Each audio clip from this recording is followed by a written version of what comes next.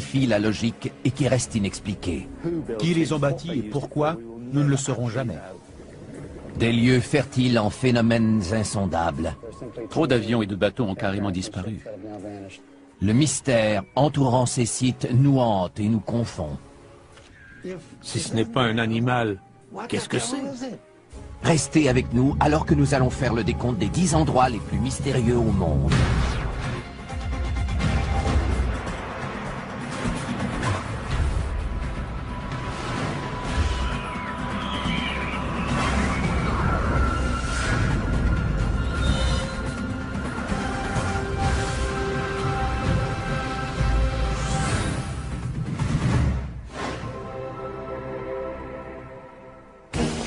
Ce sont des énigmes, des endroits mystérieux que ni le temps ni la science n'ont réussi à expliquer.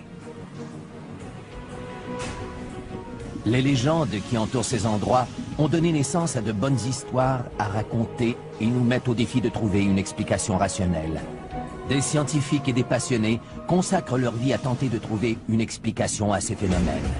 En 10e position de notre décompte, les anciennes cavernes qui ont le pouvoir mystérieux de rendre insensibles à la douleur tous ceux qui ont la foi.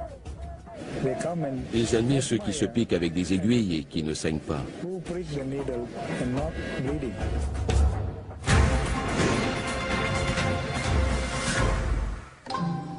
Trois anciennes cavernes de chaux se trouvent près de la capitale de la Malaisie, Kuala Lumpur. Ces cavernes s'élèvent à 55 mètres au-dessus de la jungle avoisinante. Ces cavernes, qu'on appelle les cavernes de Batu, abritent un temple hindou et sont la résidence du dieu hindou du pouvoir, le seigneur Murugan. Des millions de gens viennent ici. Pourquoi croyez-vous que tant de gens viennent prier ici? C'est parce qu'ils croient que le seigneur Murugan est un dieu puissant qui fait des miracles. C'est ce qui le caractérise. Souvent représenté avec une lance qui est, croit-on, la source du pouvoir du seigneur Murugan, les hindous s'adressent à celui-ci pour le supplier de faire une intervention divine. Mais c'est au cours du festival annuel de Thaipusam que les foules se pressent aux cavernes de Batu et font un pèlerinage pour expier leurs fautes et remercier leur dieu. Pour expier leurs fautes, les fidèles choisissent souvent de commettre des actes d'automutilation en se servant d'une lance, le symbole du seigneur Murugan. Le seigneur Murugan dit que si nous sommes purs, nous pouvons nous transpercer ou même nous tirer une charge avec des crochets dans la peau. Les fidèles disent ne pas ressentir de douleur lorsqu'ils s'infligent des blessures et, fait encore plus étrange, les blessures ne saignent pas. Bien des gens demandent, mais pourquoi ne saignent-ils pas? C'est ça le miracle du seigneur Murugan. Les fidèles attribuent ce miracle au dieu qui réside dans les cavernes de Batu. Lorsque vous leur demandez s'ils ressentent de la douleur, tous vous répondent que non, et que c'est grâce au seigneur Murugan. On pense que les croyants entrent en transe aussitôt qu'on les transperce et ils deviennent ainsi insensibles à la douleur. Le fakir Moussafar, expert en la matière, pratique depuis plus de 50 ans des rituels de perçage comme ceux que l'on voit à Thaipusam. Il croit que cette insensibilité à la douleur relève davantage du domaine de la psychologie que de celui des croyances religieuses. En fait, nous jouons et nous transformons le corps physique. Et chaque fois qu'on fait quelque chose comme ça, on a la possibilité de transcender et d'atteindre un autre état de conscience. Ceux qui participent à ces rituels doivent aussi se soumettre à l'épreuve du temps. Chaque sacrifice dure en moyenne 8 heures. Pour ces gens, les cavernes de Batu sont synonymes de force spirituelle. On voit que le dieu peut faire des miracles. Les cavernes de Batu, où ont lieu chaque année ces rituels étonnants, méritent la 10e position à notre palmarès. En 9e position, un groupe très ancien de mégalithes. Leur existence ne fait pas de doute, même si leur fonction demeure toujours un mystère. C'est un endroit spécial. Qui l'a bâti et pour quelle raison, nous ne le saurons jamais.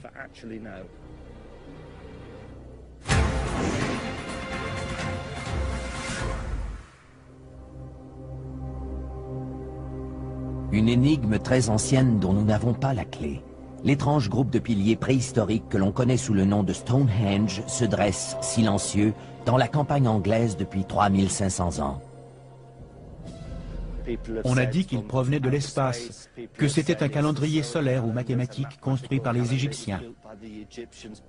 Ce que l'on sait, c'est que ce projet gigantesque a débuté il y a plus de 5000 ans et qu'on en a mis 1500 à le compléter. Des générations s'y sont succédées et ont érigé ces pierres qui pèsent jusqu'à 35 tonnes. Les pierres ont été transportées par l'homme. Les plus grosses proviennent de Marlborough Downs, qui se trouve à 30 km au nord. Les plus petites, connues sous le nom de pierres bleues, proviennent du pays de Galles occidentale, à plus de 320 km d'ici. On ignore quelles routes ont été empruntées et comment les pierres ont été transportées jusqu'ici. Nous n'avons pas d'informations.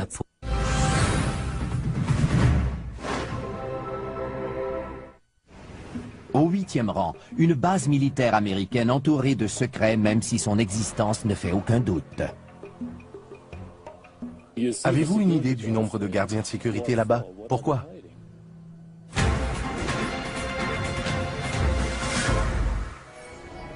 Dans le désert au nord de Las Vegas, existe un espace aérien militaire avec un accès limité de 1500 km². La base militaire qui porte aujourd'hui le nom de Groom Lake Test Facility est mieux connue sous le nom de Zone 51.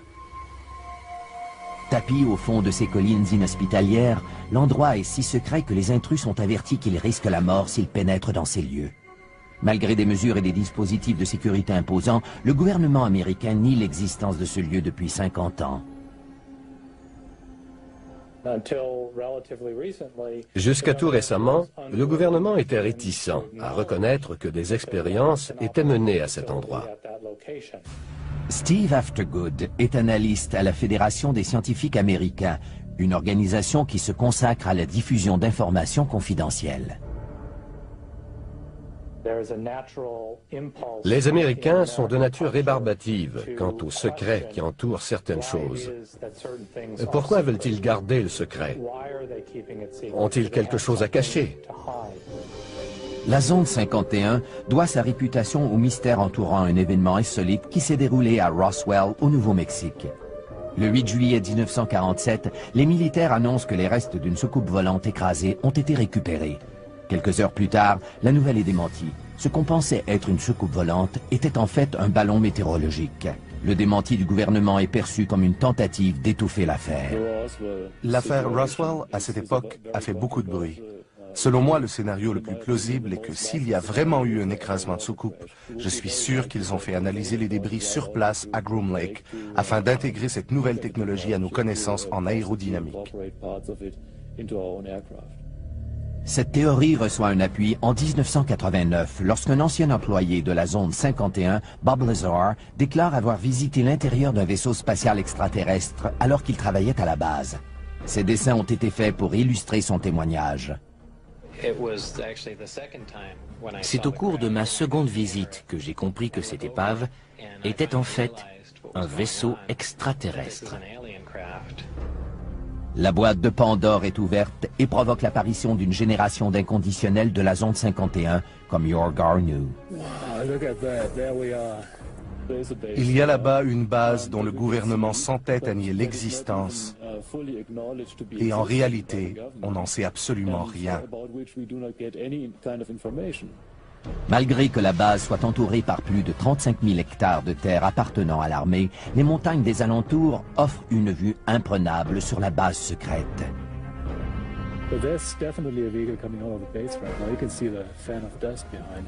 C'est de ce poste d'observation que Yor Garneau a repéré des choses qui lui font croire que cette base n'est pas une base militaire ordinaire. J'ai vu d'étranges lumières dans le ciel qui provenaient d'avions qui faisaient des manœuvres très inhabituelles. Un des avions que j'ai pu observer n'était qu'un fuselage, sans ailes. Yor Garneau n'est pas le seul à avoir aperçu des choses étranges. Il existe plus de 2000 rapports concernant des objets volants non identifiés qui auraient été repérés dans l'espace aérien de la base du Nevada. Je pense qu'on perd notre temps à épiloguer sur les extraterrestres, les ovnis et toutes ces choses-là.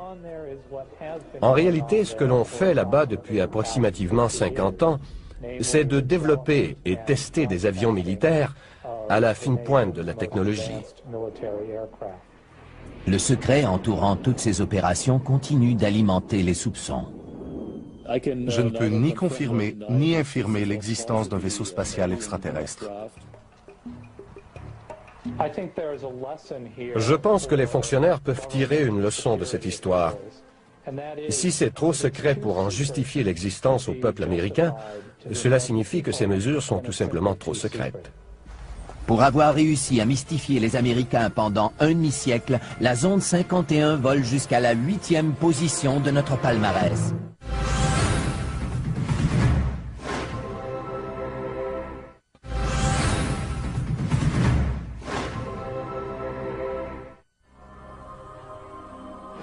C'est surnaturel, cela dépasse l'entendement.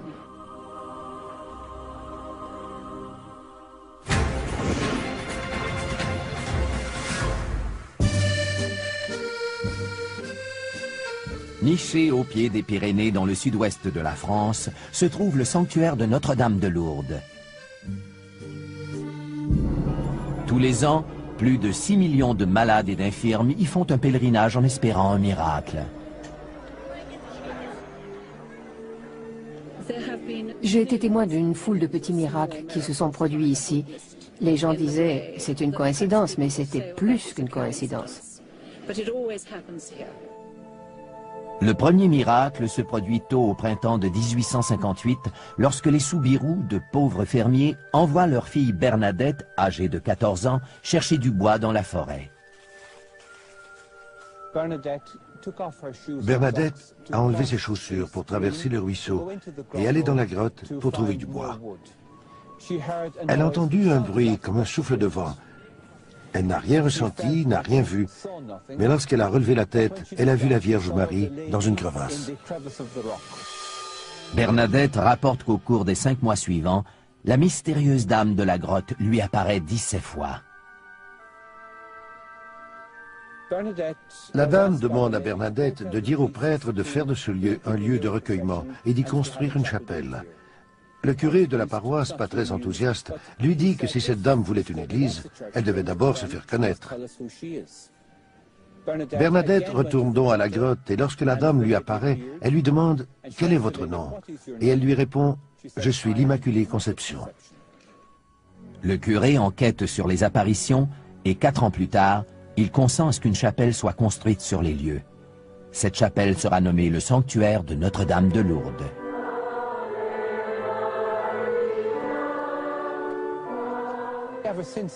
Depuis, chaque année, les gens viennent ici en pèlerinage.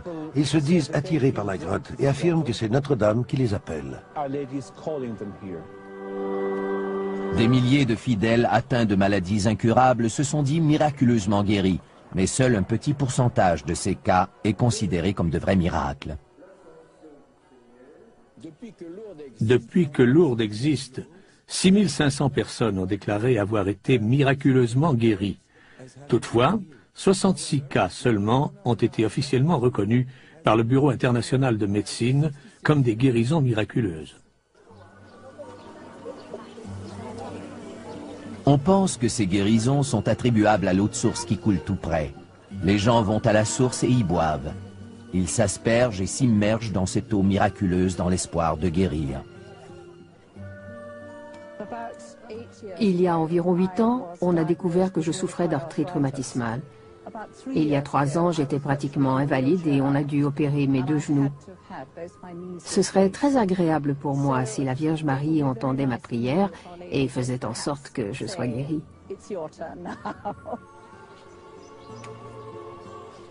Nos prières ne sont pas toujours exaucées, mais cela arrive à quelques-uns d'entre nous et cela nous réconforte tous. Nous savons que Dieu entend nos prières. Des médecins croient que ces guérisons miraculeuses sont attribuables à l'effet placebo. Nous devons mettre un terme au mythe à propos de l'eau. L'eau n'est pas une cure.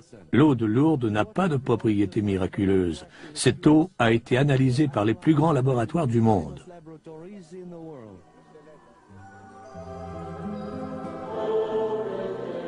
C'est peut-être vrai au point de vue scientifique, mais la foi des fidèles n'est pas remise en question pour autant.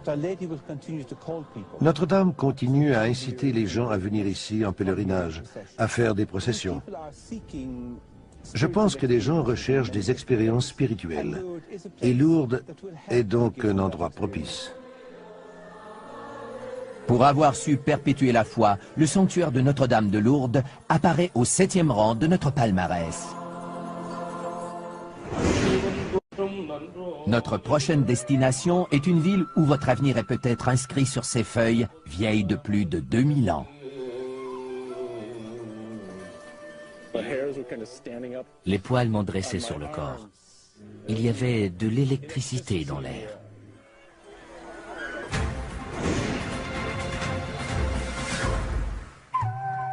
Il y a environ 2000 ans, à l'époque du Christ, 7 sages indiens appelés les Saptirashi ont écrit sur des feuilles de palmier les grandes lignes de la vie de toutes les personnes qui vivent sur la Terre.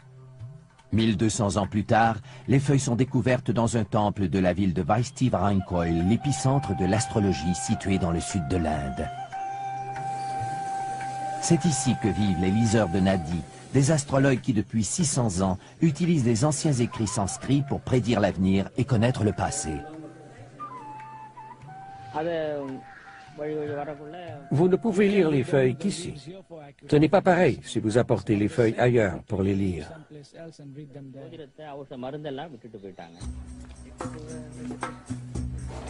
Chaque année, des milliers de gens se rendent dans la ville de Vaishti-Varankoil pour se faire lire la bonne aventure. Mais seuls quelques heureux élus verront leur souhait exaucé.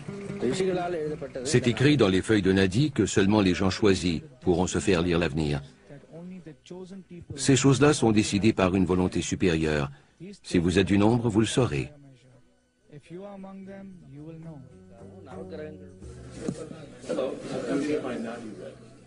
Robert Bruce est un écrivain et un musicien américain qui s'est rendu dans le sud de l'Inde pour savoir s'il faisait partie des élus. Se servant de l'empreinte du pouce de Bruce, les liseurs de Nadi consultent des millions de feuilles à la recherche de celle qui a été écrite pour lui il y a 2000 ans. Je viens ici avec un esprit ouvert. Si j'apprends quelque chose sur ma personne ou sur le monde qui m'entoure, je serai très heureux.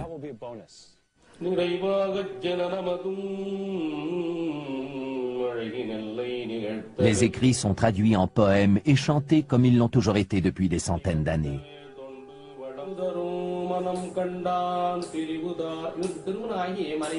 You got married but divorced your wife. Yeah. You got married and divorced. You are a music director by profession. That's right. Yeah. Phillips is your father name. Yes. Felix, yeah, that's Phillips correct. That's correct. That's correct. Evelyn. You talking about my mother? Yeah. You got it. That's the Nadi man. That's it. You got it. Your age is 47. 47 running. 47. That's me.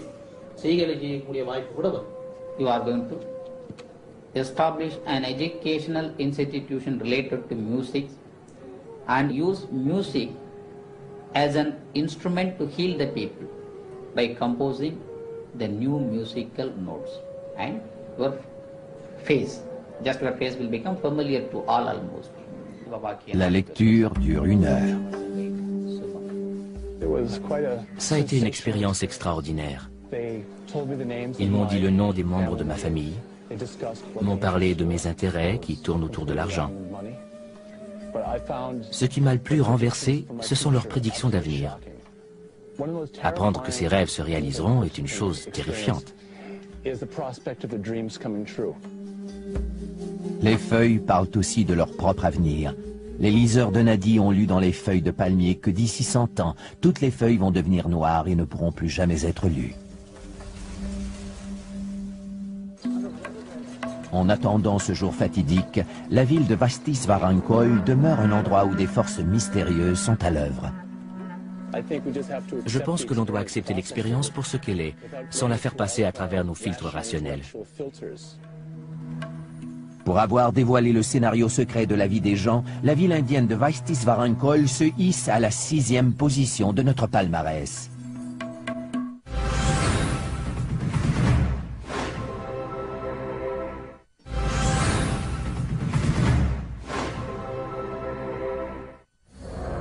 À la 5e position, une force inconnue entraîne ses victimes par le fond.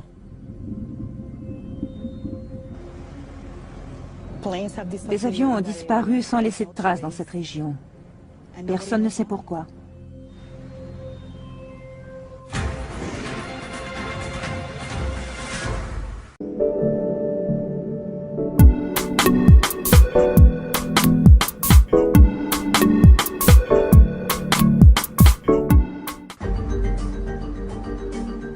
De la pointe des Bermudes jusqu'à l'île de Porto Rico, en longeant la côte de la Floride, le triangle des Bermudes occupe un espace d'environ 4 millions de kilomètres carrés de ciel et de mer. Depuis 50 ans, des escadrons entiers d'avions, un nombre incalculable de bateaux sont disparus dans cette zone, pour la plupart sans laisser de traces. Trop d'avions et d'embarcations ont disparu pour que ce soit une coïncidence. Au siècle dernier, il y en a eu 300. L'endroit, connu sous le nom de Triangle du Diable, attire la première fois l'attention du monde à l'hiver 1945, alors que l'escadron 19 disparaît corps et biens. Le vol 19 était un escadron de 5 bombardiers Avenger Torpedo. Ils se sont complètement perdus après que le commandant d'escadre ait signalé que la boussole fonctionnait mal. On ne les a plus jamais revus. Un avion de sauvetage a été dépêché sur les lieux et il a lui-même disparu avec ses 13 membres d'équipage. Malgré le nombre imposant d'opérations de sauvetage dans la région, 2000 par année, la garde côtière ne reconnaît pas officiellement le triangle des Bermudes comme une zone géographiquement dangereuse pour les avions et les bateaux.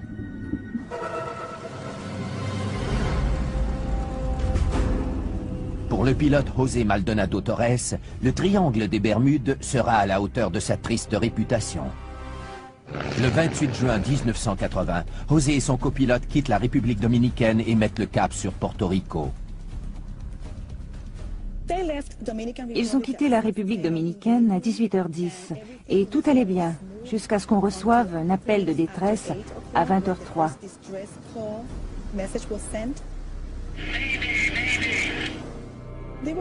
Ils essayaient d'entrer en contact avec la tour de contrôle de Porto Rico. Ils ont seulement réussi à entrer en communication avec un appareil de la flotte Iberia, le vol 976, qui volait vers l'Espagne en provenance de Saint-Domingue.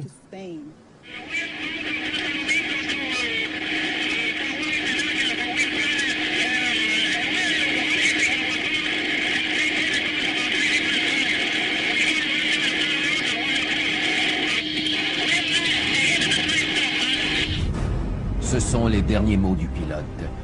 Quelques minutes plus tard, l'avion disparaît sans laisser de traces. Malgré les recherches actives de la garde côtière et de la famille Torres, aucun corps ni débris d'avion ne sera jamais retrouvé. Le pilote Torres a eu le mérite de nous apprendre quelque chose sur ce qui a causé la disparition de son appareil. Le pilote nous indique qu'un objet semblait traquer son avion. Au fil des années, plusieurs hypothèses ont été émises. Les disparitions seraient dues à des ovnis, à des explosions de méthane dégagées par le plancher océanique, explosions qui peuvent déplacer assez d'eau pour couler un bateau, ou encore à des courants marins bizarres. Aucune théorie ne peut expliquer de façon satisfaisante le phénomène du triangle des Bermudes.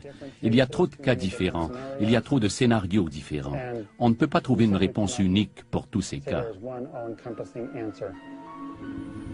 Pour son appétit insatiable d'avions, de bateaux et d'embarcations de toutes sortes, le triangle des Bermudes accède au numéro 5 de notre palmarès.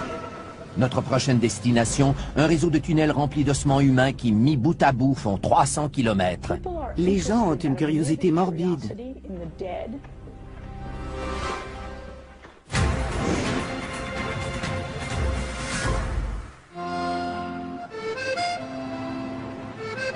Sous les rues animées de Paris reposent les restes de 7 millions de personnes dans la quiétude et l'humidité des catacombes. Une sépulture connue sous le nom de l'Empire de la Mort. Les catacombes sont un endroit sombre et souterrain où l'on retrouve les ossements de gens pauvres et anonymes. Les personnes ensevelies dans les catacombes étaient de petites gens sans grande identité ou importance sociale. Pendant 10 siècles, le cimetière parisien des Innocents abrite les dépouilles mortelles des 20 paroisses de Paris. Au XVIIIe siècle, le cimetière est devenu tellement encombré qu'une dénivellation de 2,5 mètres existe entre le terrain du cimetière et la rue. Pour des raisons sanitaires évidentes, on a dû procéder à un grand nettoyage de ce charnier qui bordait les halles de Paris. Un labyrinthe d'anciennes carrières de chaux existe sous la ville et au printemps de 1786, la ronde macabre des squelettes commence. Au début, ils se contentaient de jeter les ossements pêle-mêle dans ces énormes tunnels. Puis, au XIXe siècle, ils décident d'y aller avec plus de méthode. On ignore donc combien de squelettes ont été ainsi déplacés, et si de nouveaux ossements ou de nouveaux cadavres ont été ensevelis dans les catacombes. Dès le début, les gens montrent de l'engouement pour cette fosse commune. Les visites des catacombes ont commencé presque immédiatement après le transfert des ossements au début du XIXe siècle. Les gens ont une fascination morbide pour la mort. Ils aiment entrer dans les lieux sombres et souterrains, surtout parce qu'ils savent qu'ils pourront en ressortir. Aujourd'hui, la ville de Paris permet aux intéressés de visiter les premiers kilomètres de tunnels qui forment les catacombes. Le reste, près de 290 kilomètres, demeure inexploré et interdit. Pour sa part, le Parisien Ulrich Le Flour ne s'intéresse qu'à la portion interdite des catacombes. Depuis 16 ans, il s'affaire à explorer illégalement la portion défendue des catacombes et à faire des relevés cartographiques des lieux.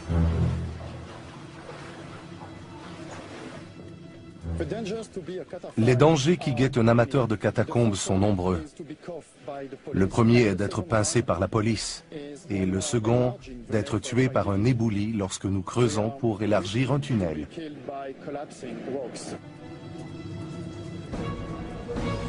Mais jusqu'ici, l'attrait de l'inconnu se révèle plus fort que les risques encourus.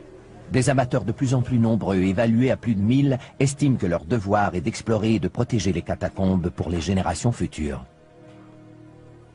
C'est notre but. En faisant ce que nous faisons, nous cherchons à nous assurer que ces lieux seront davantage protégés qu'ils ne le sont aujourd'hui. Dans les catacombes, il existe des endroits qui restent inexplorés, qui sont en dehors du circuit touristique. L'histoire nous a toujours confrontés à des mystères inhabituels et non résolus. Si des gens passent plus de temps dans les catacombes, ils peuvent trouver de nouvelles façons de réfléchir sur la relation des vivants avec la mort, au XIXe siècle et même de nos jours. En tant qu'extraordinaire sanctuaire de la mort, les catacombes se feraient un passage jusqu'à la 4e position de notre palmarès.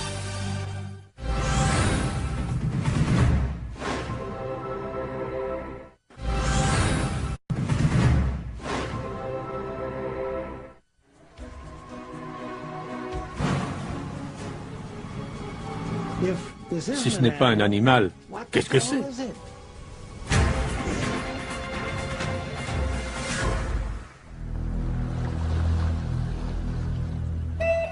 Au cœur des montagnes d'Écosse, on retrouve un plan d'eau qui s'étend sur une distance de 38 km et qui recouvre une faille sismique d'une profondeur de 250 mètres. Ce plan d'eau s'appelle le Loch Ness. C'est l'endroit idéal où peuvent se cacher des créatures monstrueuses. Robert Rines, un diplômé du MIT, a conçu le système radar de dépistage pour le missile Patriot. Plus tard, ses inventions dans le domaine des sonars ont été utilisées pour localiser le Titanic. Sa véritable passion en est une que la plupart des scientifiques considèrent comme farfelue, la chasse aux monstres du Loch Ness.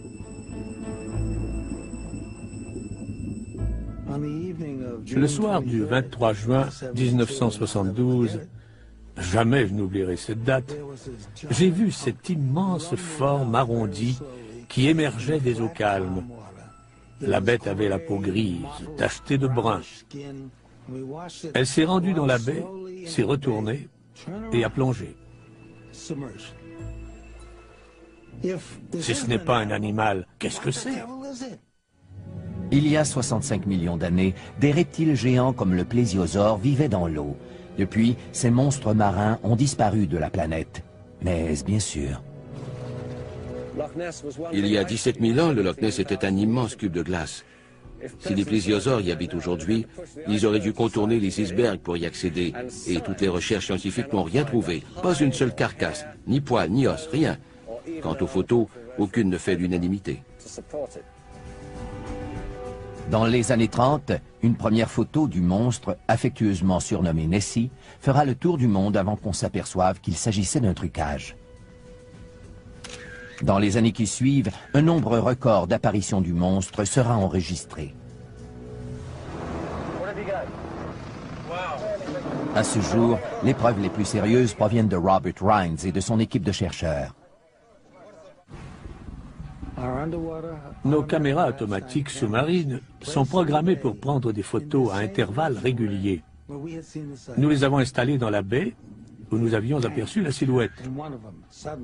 Sur l'une d'entre elles, on a vu ce qui m'apparaît incontestable, soit le ventre d'un animal à long cou. On peut même percevoir le contour des yeux et de la bouche.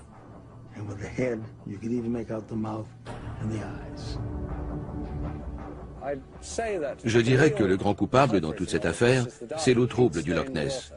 N'importe quelle photo prise dans ce lac sera controversée, parce que les photos sont rarement claires.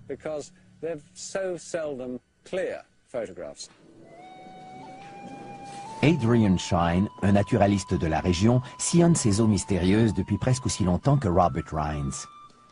Il a trouvé une explication rationnelle à presque toutes les apparitions du monstre, qui se chiffrent aujourd'hui à plus de 1000.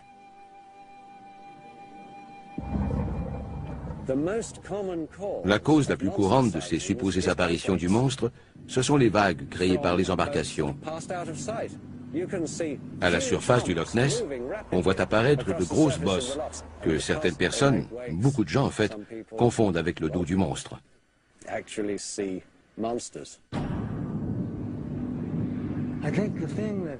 Ce qui me pousse à rester dans la course, c'est que d'abord, je ne pense pas que je sois assez stupide pour mal juger ce que j'ai observé de mes propres yeux. J'aimerais prouver à ceux qui disent que c'est impossible qu'ils se trompent. J'aimerais les voir mordre la poussière. En tant que centre de la plus célèbre chasse aux monstres marins du monde, le Loch Ness émerge à la 3e position de notre palmarès. À la prochaine position, nous retrouvons les anciens dessins géants du désert péruvien qui, étrangement, ne sont visibles que du haut des airs. Nous ne saurons jamais pourquoi ils ont été dessinés, parce que les anciens qui savaient ne sont plus là pour nous le dire.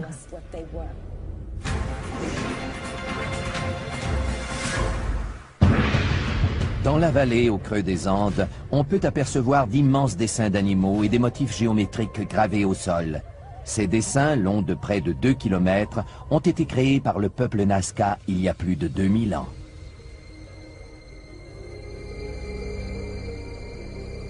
Ces dessins, qui ne sont perceptibles qu'à haute altitude, ont été découverts durant les années 20, lorsque les premiers avions commerciaux ont commencé à survoler le désert péruvien. Depuis ce premier jour, le monde se questionne sur le sens et le but de ces dessins. Il existe une foule de théories concernant les lignes de Nazca qui vont des plus sensées aux plus farfelues. Certains croient qu'elles auraient été faites par des extraterrestres. Ce sont les mêmes qui disent qu'elles pointent vers les étoiles, que les lignes de Nazca, ces géoglyphes géants, sont le plus grand livre d'astronomie du monde.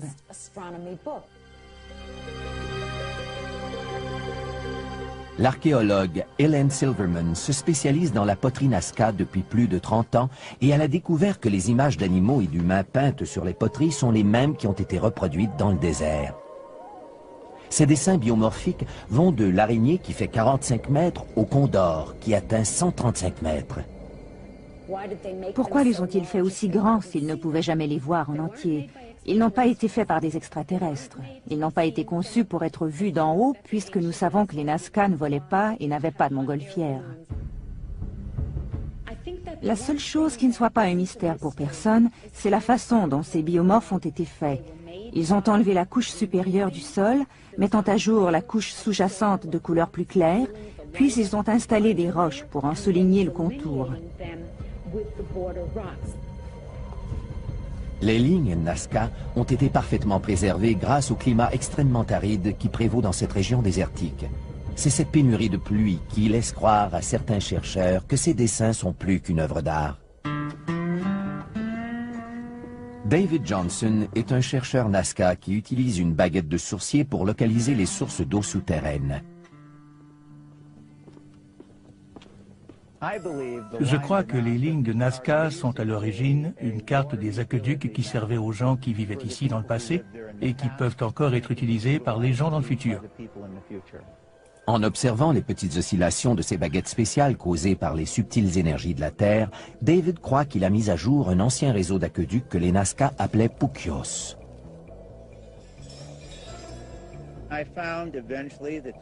J'ai constaté que les trapézoïdes sont localisés exactement au-dessus de l'endroit où l'eau se concentre dans la couche aquifère. Les triangles, localisés tout près ou sur les trapézoïdes, marquent l'endroit précis où se trouve la faille. J'imagine que les spirales indiquent les courbes et les virages de l'eau qui circulent dans la vallée. La théorie de Johnson, qui veut que les lignes soient une carte de réseau d'aqueducs, n'explique pas les 70 dessins de plantes et d'animaux disséminés à travers la vallée. Les lignes de Nazca resteront toujours une énigme. Pourquoi cette échelle, cette dimension, toute cette magnificence, et dans quel but précis ont-elles été tracées? Pour avoir converti le sol aride du désert en galerie d'art ancien, les lignes de Nazca sont à jamais gravées à la 2e position de notre palmarès.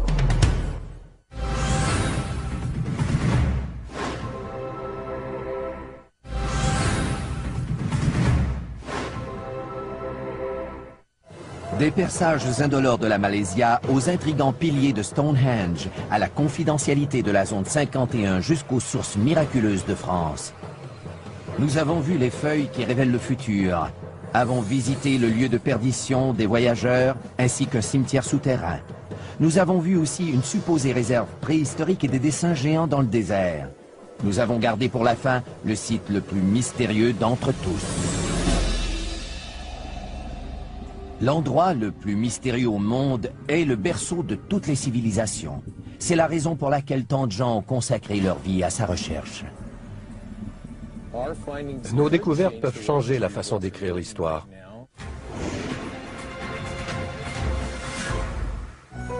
En l'an 350 avant Jésus-Christ, le philosophe Platon écrit sur ce monde utopique qu'il appelle l'Atlantide. Les habitants de ce continent mythique, d'où l'océan Atlantique tire son nom, sont décrits par Platon comme faisant partie d'une civilisation très avancée. À son apogée, l'Atlantide était un pays magnifique. Sa société était très évoluée. Dans ses écrits, Platon nous dit aussi que l'avidité et la soif de pouvoir auront finalement raison des habitants de l'Atlantide et que la vengeance des dieux sera terrible. Des volcans et des tremblements de terre détruiront le continent qui disparaît dans l'océan. Platon raconte que les habitants quittent le continent à bord d'embarcations à la recherche de nouveaux territoires. Ils contribueront à faire évoluer les civilisations avoisinantes, toujours à l'âge de pierre.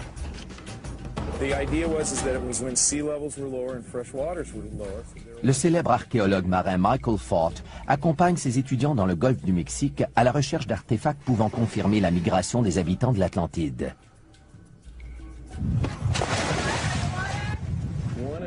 Un des grands mystères de la science est de savoir comment le Nouveau Monde s'est peuplé. C'est une question très intéressante. D'ailleurs, lorsque Christophe Colomb a découvert l'Amérique, la première question qu'il s'est posée a été celle-ci. Mais d'où viennent donc tous ces gens?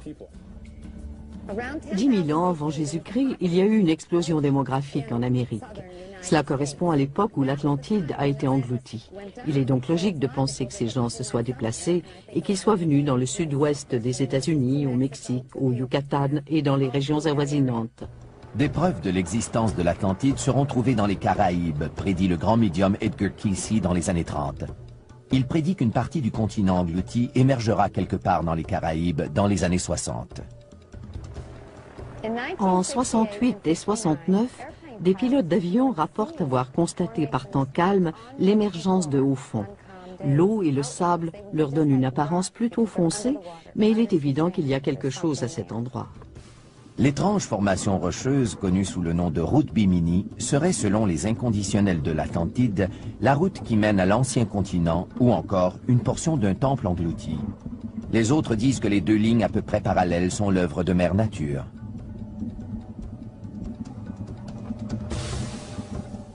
Ce sont des roches carrées qui ressemblent à des pierres taillées.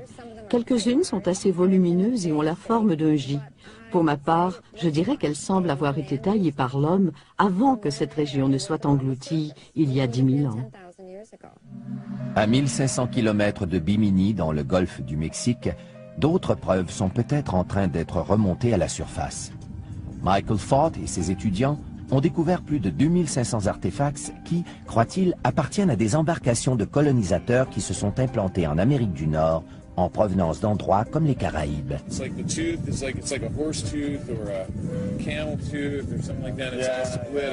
A-t-on trouvé des preuves de la migration des habitants de l'Atlantide, ou plutôt des renseignements précieux sur les Paléo-Indiens, les premiers habitants connus d'Amérique? Est-ce que les Paléo-Indiens avaient des occupations côtières, des bateaux, un style de vie que nous ignorions parce que les preuves avaient été submergées? Ils sont peut-être venus sur le continent suite à une migration. C'est la grande question qu'il faut se poser et c'est une question à laquelle nous ne pouvons pas répondre maintenant. Reste à savoir si les écrits de Platon sur l'Atlantide étaient une leçon d'histoire ou simplement une fable visant à mettre en garde les civilisations futures de la fragile existence de l'homme. Le problème, c'est qu'il n'y a pas d'endroit précis où l'on peut situer l'Atlantide. Si l'Atlantide était localisée, on devrait alors fournir une explication géologique sur ce qui s'est passé, et on devrait montrer comment les choses ont ensuite évolué. La plupart des gens qui s'intéressent à l'Atlantide ne s'intéressent pas à la préhistoire, et la plupart des gens qui s'intéressent à la préhistoire ne se préoccupent pas de l'Atlantide.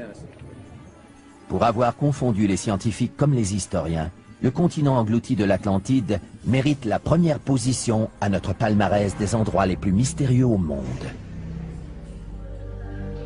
Ces lieux imprégnés de mystère nous mettent au défi de trouver la clé de l'énigme. Ils sont là pour nous rappeler que même si l'homme fait des bonds de géant dans sa compréhension du monde qui l'entoure, il existera toujours des lieux dont il ne percera jamais entièrement le mystère.